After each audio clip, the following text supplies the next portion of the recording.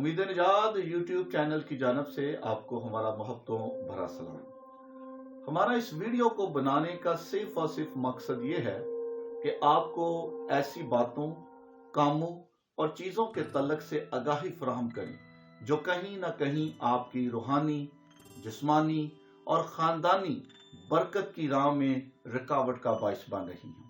آئیں اس ویڈیو کے ذریعے ہم ان 6 چیزوں کے بارے میں سیکھیں جو خداوند کے نزدیک نہایت کراہیت کا باعث بنتی ہیں۔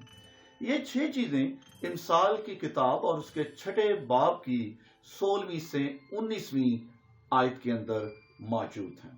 تو وہ پہلی چیز جو خداوند کے نزدیک کراہیت کا باعث بنتی ہے وہ ہے اونچی آنکھیں، a proud look۔ اونچی آنکھیں غرور، تکبر، خود بینی اور گھمنڈ کی ترجمان ہوتی ہیں۔ اونچی آنکھوں کے حامل انسانوں میں دوسروں کو نیچا دکھانے، خود کو اونچا بنانے اور بدلہ لینے کی حس کوٹ کوٹ کر بری ہوتی ہے۔ ایسے لوگ خدا کی نگاہ میں نفرت انگیز ہیں اور ان کا انجام صرف اور صرف ہلاکت ہے۔ امثال کی کتاب اس کا 16واں باب اور اس کی 18ویں آیت میں لکھا ہے، ہلاکت سے پہلے تکبر اور زوال سے پہلے خود بینی ہے۔ اور وہ دوسری چیز جس کا ذکر خداوند کے کلام میں موجود ہے کہ یہ چیز خداوند کے نزدیک کراہیت کا باعث ہے، وہ ہے جھوٹی زبان۔ جھوٹی زبان بے اعتمادی، بے یقینی، بے قراری اور ابلیس کی ترجمان ہوتی ہے۔ وہ معاشرے یہاں جھوٹ بولنا اور سننا پسند کیا جاتا ہو، وہاں سے اعتماد اور بھروسہ اٹھ جاتا ہے۔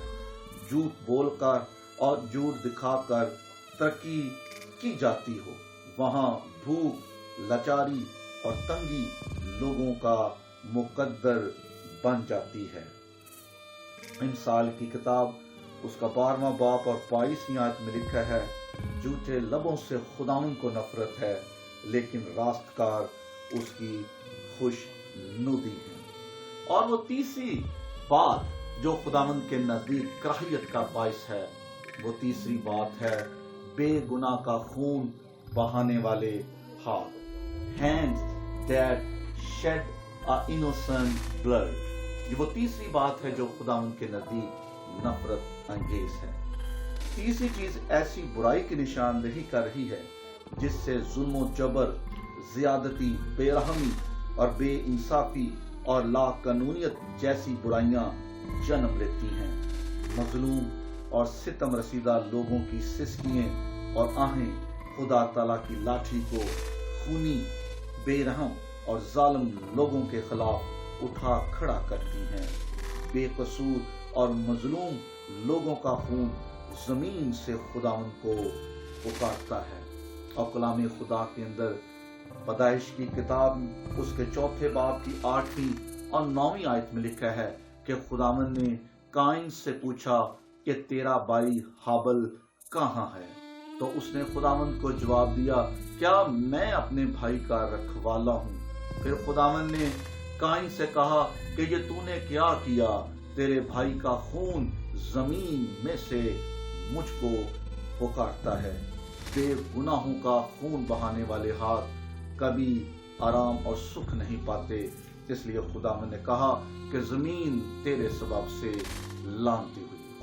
چوتھی بات جو خداوند کے نزدیک نفرت انگیز ہے وہ ہے برے منصوبے باندھنے والا دل، heart that devises a wicked scheme۔